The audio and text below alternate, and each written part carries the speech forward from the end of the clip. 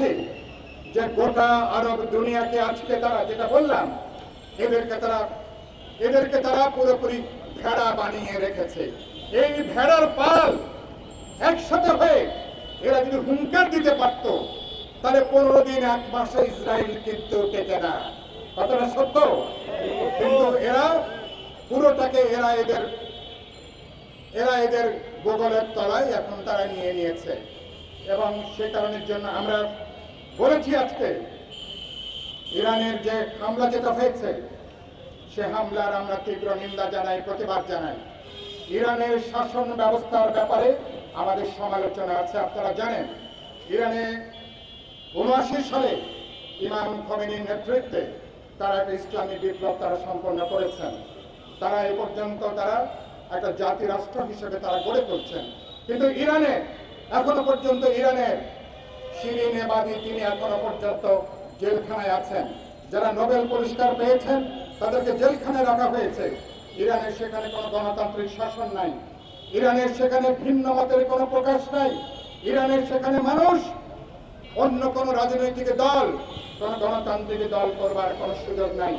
ইরানে যে বামপন্থী প্রগতিশীল দেশপ্রেমিক শক্তি ইরানের অভ্যুত্থানে খোমেনির সাথে হাতে হাত মিলিয়ে যারা অভ্যুত্থান করেছে, বিপ্লব করেছে, পরবর্তী দশকগুলোতে হাজার হাজারকে তারা জেলে ঢুকিয়েছে, কাউকে হত্যা করেছে, কাউকে তারা দেশ ছাড়া তারা করেছে।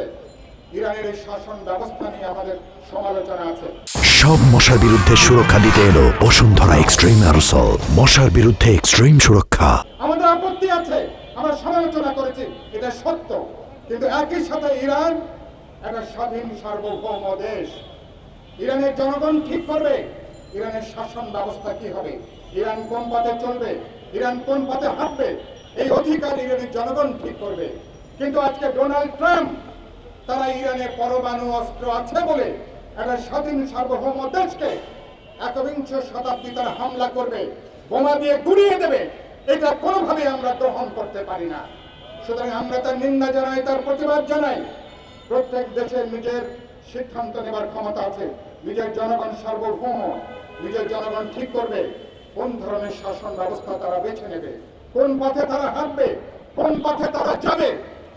আমরা বলেছি যদি এটা হয় তাহলে তো যে কোনো দেশ যদি মনে করে, এবং একইভাবে আপনারা জানেন এই মার্কিন প্রশাসন যখন বুশ যখন আমেরিকার প্রেসিডেন্ট ছিল, সাদ্দাম হোসেনের কাছে মানব বিধ্বংসী অস্ত্র আছে, এই কথা বলে ইরাকে তারা আগ্রাসন করেছে, ইরাক তারা দখল করে নিয়েছিল।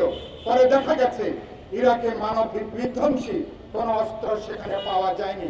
সাদ্দাম হোসেনকে তারা গ্রেফতার করেছে, জেলে নিয়েছে, পরে একটা তামাশার বিচার করে তাকে তারা ফাঁসিতে তারা ঝুলিয়েছিল, নিশ্চয়ই আপনাদের মনে আছে।